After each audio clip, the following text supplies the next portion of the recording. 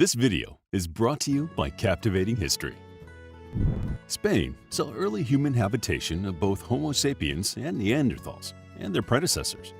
Indeed, one flint tool found in Spain dates back 1.4 million years. Our modern ancestors turned up on the Iberian Peninsula about 37,000 years ago. The earliest known people to settle in Spain were various groups, which the Greeks named Iberians.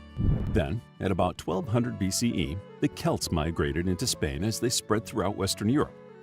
Through mutual influence and intermarriage, a Celt-Iberian culture emerged in the peninsula. The most well-known Celt-Iberian group was the Tartessos, who built an impressive culture around Seville at about 1000 BCE.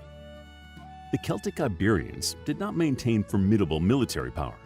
Therefore, other cultures settled in the area and extended their influence throughout the peninsula. First came the Phoenicians and the Greeks. However, most consequentially, Carthage created colonies in the area. The most important amongst them, Cartagena, was literally named New Carthage. Soon, Carthage was entangled in a life-or-death struggle with the Roman Republic. The two Punic Wars saw Spain become heavily involved in the biggest war the Mediterranean had ever seen up to that point. Then, in the Second War, the legendary general Hannibal left his home in Spain and crossed the Alps to invade Italy. The Romans defeated Carthage and eventually burned it to the ground. One of the Carthaginian territories they conquered was the Iberian Peninsula. At first, the province of Hispania was the site of countless rebellions against Roman authority, but eventually it became fully Romanized. Spanish is considered a Romance language as it originates from Latin, the language spoken by the Western Roman Empire. The cultural influence of the Roman years, spanning from the 2nd century BCE to the 5th century AD, was tremendous. Some of the most remarkable figures in Roman history, such as Emperor Marcus Aurelius and the poet Seneca, hail from the area. By the 5th century, the western portion of the Roman Empire was in freefall. Migration and immigration of Germanic tribes were chief among the causes of that collapse. Some of those tribes soon entered the power vacuum in Iberia and made it their home. First, the peninsula was divided between the Vandals in Andalusia and the Suebi in the Galatian region. However, by 410 AD, the Visigoths emerged as the significant power in Spain. They made their capital in Toledo and ruled for 300 years. While most people imagine the Visigoths as ruthless barbarians, this is inaccurate. By the time they became a power in Iberia, they were steeped in Roman culture and maintained much of the character of Hispania. They also oversaw the conversion of the population to Catholicism, a system of belief the majority of the population of Spain maintains to the present day. In the 6th century, Islam began its remarkable spread through vast tracts of Asia and Africa. In 711, an Islamic Berber-led army invaded Spain, soon defeating the last Visigoth king and taking control of Spain. It took 3 centuries, but Islam transformed Spain as the majority of the population converted to Islam. However, the Muslim leaders began to lose their grip on the country in the Middle Ages. Warfare between Muslims and Christians became incessant. Finally, the tide turned in favor of the increasingly strong Catholic principalities in central and northern Spain. In 1492, the last Islamic kingdom fell, and the process called the Reconquista was completed. Amongst the ugliest consequences of the new religious system was the expulsion of the Jewish population from Spain. While Jews were considered friendly to the former Muslim rulers, the new Catholic rule did not agree. Jews were given a choice to convert to the Catholic faith or leave the country. Muslim residents faced a similar choice later on. The most powerful amongst the new Catholic-ruled territories was the Kingdom of Castile. As they took increasingly large chunks of territory, their version of the local language took root. The rules of the kingdom replaced Latin with their vernacular. Thus, today we refer to the Castilian dialect as Spanish. The more minor Catalan kingdom solidified control over the eastern portion of the country. They replaced Latin with their language, which is still spoken in Barcelona and its environs. The most significant political rival to the Castilians was the Kingdom of Aragon. Still, the marriage of Isabella I of Castile and King Ferdinand II of Aragon united the two houses, setting Spain on the path to becoming a dominant global power. Equally influential in this regard was the discovery of America by explorer Christopher Columbus. Though the famed navigator was Italian, he worked for the Spanish crown and claimed the territory for Ferdinand and Isabella. As they called it, the New World became a seemingly endless supply of gold and land for the United Spanish Kingdom. However, its conquest involved mass genocide of the indigenous population and the destruction of entire civilizations such as the Mayans and Incas.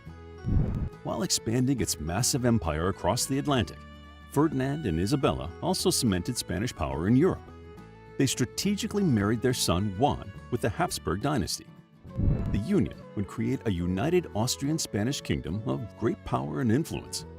In 1516, Charles I became the first Habsburg king of Spain. The 17th century was a golden age for Spanish culture.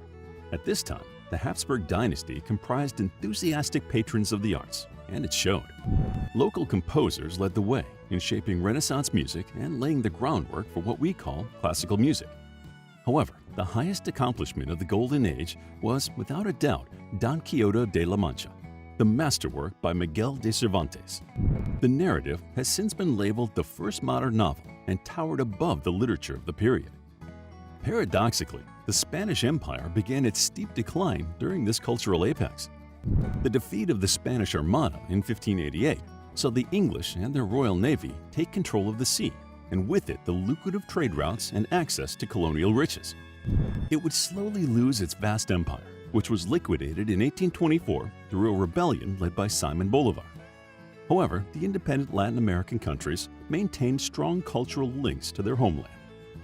As its coffers dwindled, the increasingly bitter rivalry between the Habsburg and France repeatedly bankrupted the dynasty. The Protestant Reformation posed new problems for the Habsburgs. Some of their European holdings, most notably the Netherlands, rejected Catholicism and fought for independence. The opportunistic French supported them in their rebellion against the Habsburgs. The French managed to place a Bourbon king on the Spanish throne after winning the War of Spanish Succession. However, the French monarchy was overthrown in their revolution. Spain found itself fighting against the revolutionary French government. When Napoleon invaded the Iberian Peninsula during the war, he easily defeated their poorly trained military. However, he faced a popular insurrection which brought the mighty Grande Armée to its knees. The war started as a campaign against Napoleon, but turned into the War of Spanish Independence. Ironically, it was the French Revolution that inspired the Spanish to draft their first modern constitution in 1812. However, in 1814, the British helped throw out the French and restored Ferdinand. For the next 120 years, Spain was unstable.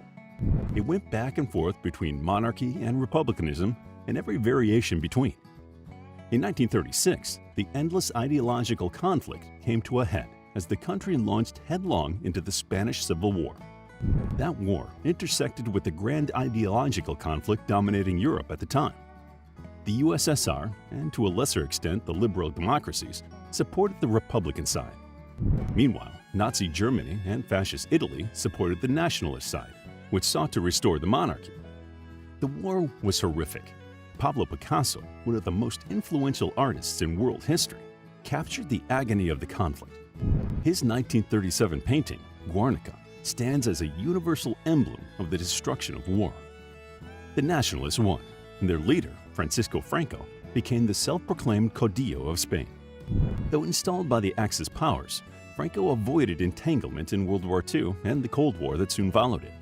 However, internally, he oversaw massive violations of human rights against his political opponents. In 1975, Franco died and tried to pass on the dictatorship to Bourbon King Juan Carlos. However, instead of ruling as a caudillo, the king helped the country transition into a constitutional democracy. The newly established liberal democracy has faced its share of challenges, most notably Catalan and Basque separatism. However, it's generally maintained its stability and is today a valued member of the European Union and the international community. Its immense cultural legacy is reflected in the impact of its language. Today, 450 million people speak Spanish and pay tribute to the cultural importance of the Iberian Peninsula. To learn more about the history of Spain, check out our book, History of Spain, a captivating guide to Spanish history starting from Roman Hispania through the Visigoths, the Spanish Empire, the Bourbons, and the War of Spanish Independence to the present. It's available as an ebook, paperback, and audiobook.